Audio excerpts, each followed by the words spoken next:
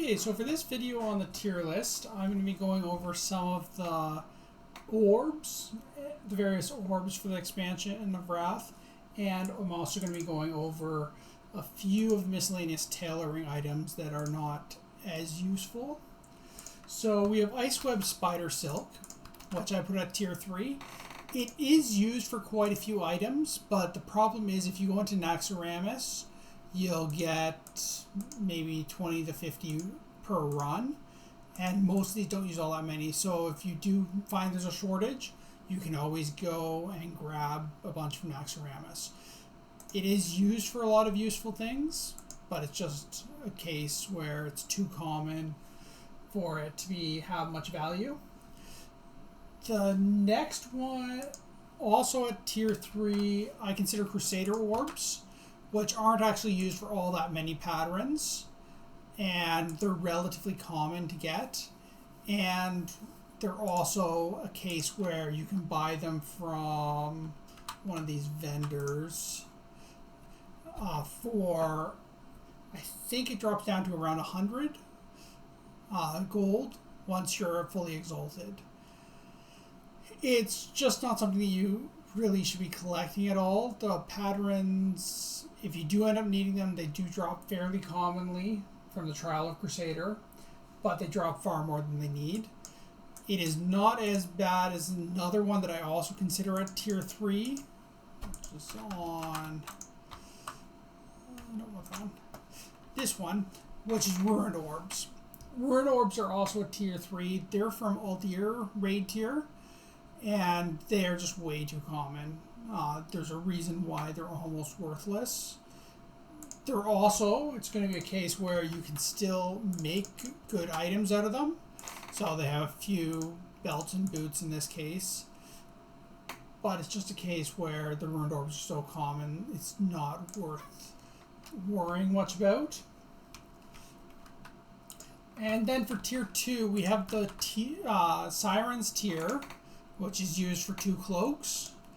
It's not too useful, but it is semi-hard to get. You have to go and open up pearls, or you can go down to, in Borean Tundra, up by here, the Steeljaw carry-on area. There is a group of Murlocs that you can trade for them with it. But it's not going to be a good exchange rate, so you'll probably buy them off the auction house, and you're not going to ever need all that many.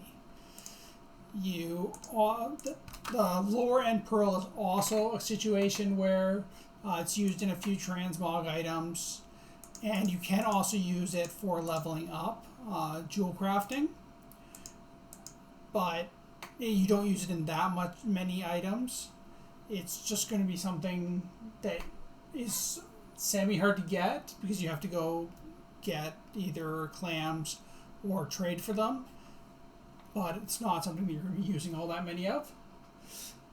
And then we have Primordial Serenite, which is again used for crafting, so all of them are going to have items you can craft with them, so they're pants and boots for each of the types.